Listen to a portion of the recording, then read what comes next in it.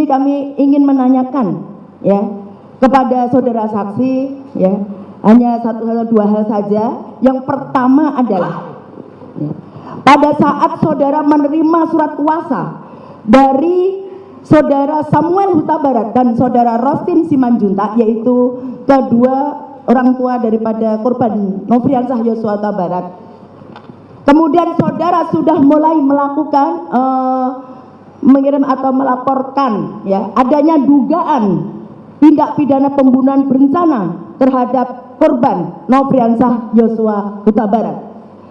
Pertanyaan saya, dalam hal saudara sebagai penasihat hukum dari keluarga korban Nofriansah Yosua Huta Barat, yang tentunya dalam hal ini mengandung amanah pada diri saudara untuk turut menegakkan kebenaran dan keadilan, serta dalam rangka mewakili keluarga korban dari sisi dan membela korban dari sisi viktimologi. Pertanyaan kami, ketika itu hambatan-hambatan atau rintangan-rintangan apa yang krusial yang saudara temui ketika saudara ingin menguak adanya peristiwa pidana tersebut, baik dari sisi internal kepolisian ataupun dari ekstern atau di luar kepolisian? Saudara jelaskan di sidang yang mulia ini. Hambatan-hambatan yang kami alami atau yang saya alami adalah pertama, komunikasi.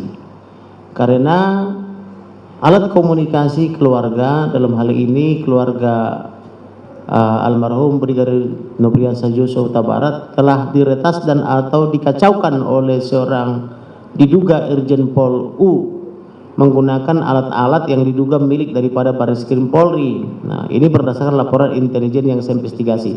Sehingga setiap kali saya mau berkomunikasi dengan ayah dan ibunda termasuk kakak adik daripada almarhum, handphone mereka tidak bisa menerima maupun tidak bisa keluar.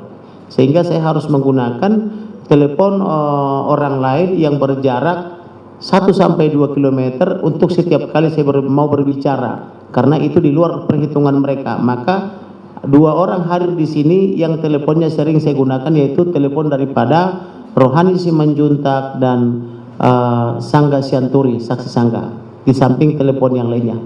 Hambatan kedua adalah bahwa yang dipraming oleh 5 lembaga negara waktu itu adalah almarhum meninggal karena diduga melakukan pelecehan dan atau pemerkosaan kepada terdakwa Putri Chandrawati, sehingga rilis itu telah diterima oleh masyarakat bahwa almarhum ini adalah dalam tanda petik adalah pelaku kejahatan. Sehingga ketika saya membuat argumentasi yang berbeda, saya itu dituduh penyebar hoax atau menyimpang daripada pemahaman masyarakat pada umumnya waktu itu, karena ada lembaga-lembaga negara yang secara terang-terangan melawan saya, yaitu lembaga kepolisian, lembaga Kompolnas, lembaga Komnas HAM, LPSK maupun komisi-komisi atau LSM perempuan. Sehingga ketika kita membawa warna baru, mereka semua sangat bencinya. Bahkan ada seorang Irjen Pol Purnawirawan dari Kompolnas 5 sampai 7 kali saya hitung dia satu hari membuat rilis seolah-olah dia bagian penerangan daripada Polri, memberitakan terus bahwa almarhum ini adalah sangat jahat, memperkosa Putri Chandrawati di Duren 3 Jakarta Selatan. Dan laporannya juga begitu dilapor tanggal 9 itu, satu hari itu juga langsung SPDP langsung sudah seolah-olah segala sesuatu sudah tersedia seperti pekerjaan malaikat, sudah sidik dan seterusnya. Pokoknya belum lagi framing-framing dari penasihat hukumnya bahwa kalau Putri Chandrawati itu adalah korban pelecehan seksual di kamar tidurnya di di Duren 3 itu rumah dinas. Kemudian hambatan lainnya adalah ketika saya melapor kepada penyidik Pidum Polri, mereka itu sepertinya benci kepada saya, tidak suka dengan laporan saya ini. Terbukti saya mau memberikan bukti saja mereka semua ketakutan. Jadi saya heran kenapa ini penyidik sampai pangkat jenderal kok ketakutan, sampai bintang 3 pun ketakutan, yang mulia majelis hakim dan saudara jaksa penuntut umum.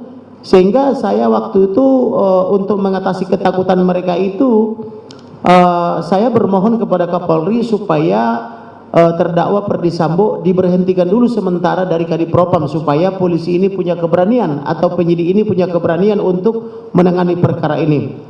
Salah hal yang paling menjengkelkan waktu itu, saya membawa bukti di dalam handphone hasil investigasi saya kepada para intelijen, baik dari BIN, dari kepolisian maupun dari tentara-tentara yang mitra-mitra saya, karena saya sudah biasa bergaul dengan intelijen sejak saya masih mahasiswa, karena waktu mahasiswa saya pernah membela 10 orang intelijen yang disersi dan di PHK secara tidak hormat, tapi saya bela jadi kembali mereka intelijen. Jadi ketika itu tidak ada yang berani polisi-polisi atau penyidik ini yang mau menerima bukti saya dari handphone, sehingga caranya harus saya pindah dulu dari handphone ke laptop yang tidak tersambung ke internet.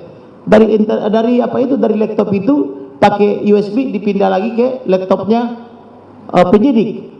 Saya jadi heran kenapa orang ini takut dengan internet, sedangkan saya hanya takut kepada Elohim, kan begitu ya. Ada apa dengan mereka ini?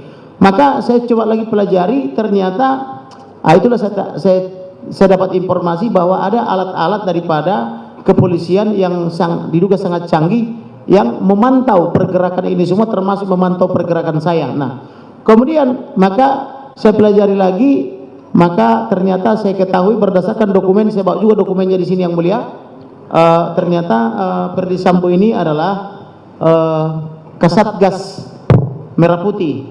Saya dapat dokumennya kebetulan saya bawa, kalau jaksa mau saya serahkan. Ya, silakan. Coba dikasih. Melalui majelis hakim yang mulia. Saya tunjukkan ke majelis hakim atau langsung?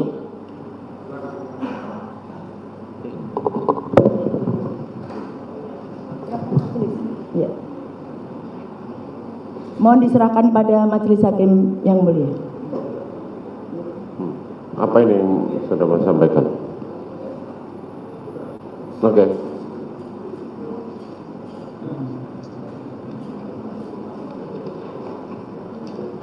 Saya lanjutkan yang mulia.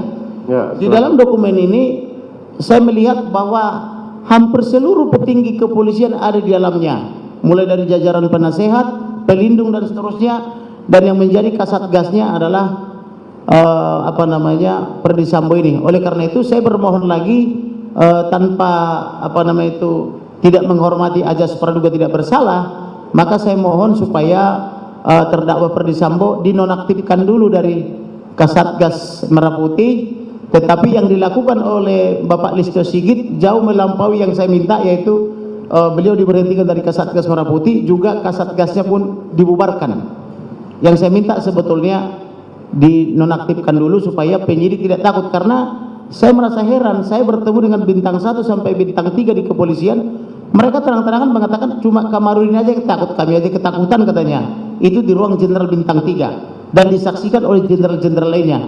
Jadi saya bingung kenapa orang ini kok begitu takut, kan begitu. Rupanya setelah saya pelajari dokumen itu memang semua dedengkotnya kepolisian ada di situ, mulai dari paling senior sampai dengan yang junior ada di situ.